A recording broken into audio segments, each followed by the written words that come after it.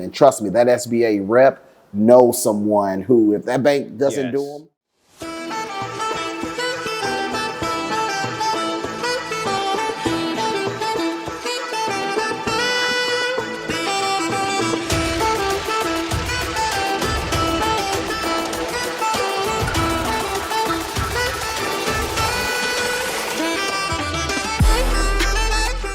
What kind of advice would you give to a small business owner that is trying to get more information about the SBA? Sure, they can take a look at the website, but do you think having a relationship with their banker is maybe the first couple of steps? that's the first step. You know, your banker, or go to your credit union and say, hey, you know, I heard about this SBA thing.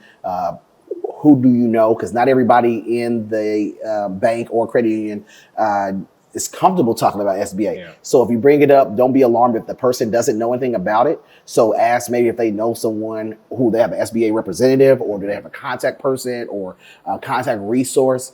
There's normally an SBA regional officer in every market that works with the banks or credit unions to kind of help them, give them guidance and give them information regarding what's going on. So yeah, SBA is a great product, but start with your bank or credit union as the first place to ask those questions.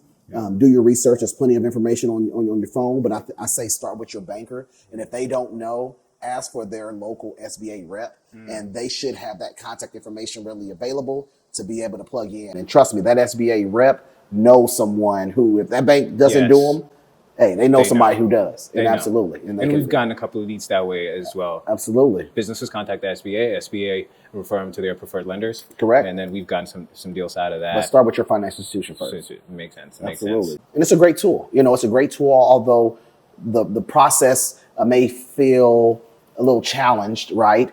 Because of the paperwork that it requires. But I just encourage small businesses, don't be alarmed by that. Ask as many questions as you can, but it's a great tool to kind of help you get the capital that you need to be successful. And so just real quick about how the process works.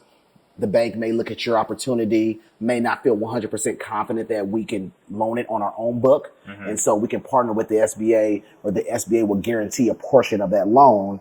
And so the bank and the SBA will partner to be able to get that capital in the hands of small business. Now you're dealing with the government, right? So the government's going to require a lot more paperwork and information, and your firstborn maybe. I'm just joking. I'm joking, government. Don't get me. But those are some things that you have to be prepared for, right? Yeah. And don't be challenged by the amount of documentation. So there are packagers, and your bank may work with a partner that help package your deal. They kind of help you get your documents in a row to be able to get access to capital. And so the government has, recently been reducing some fees and streamlining some of the processes to get access to capital to some small businesses.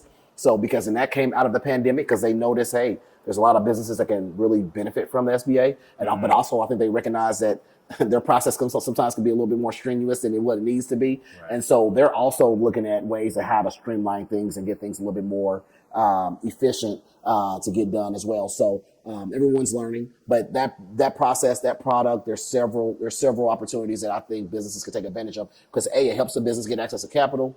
B, it helps the bank get money out the door. And C, it helps everyone win. So the business gets the money, they're hopefully growing and expanding and hiring new people. The economy wins, the business wins, the neighborhood wins, and it's a great opportunity. The community wins. No, it makes sense. It makes absolute sense.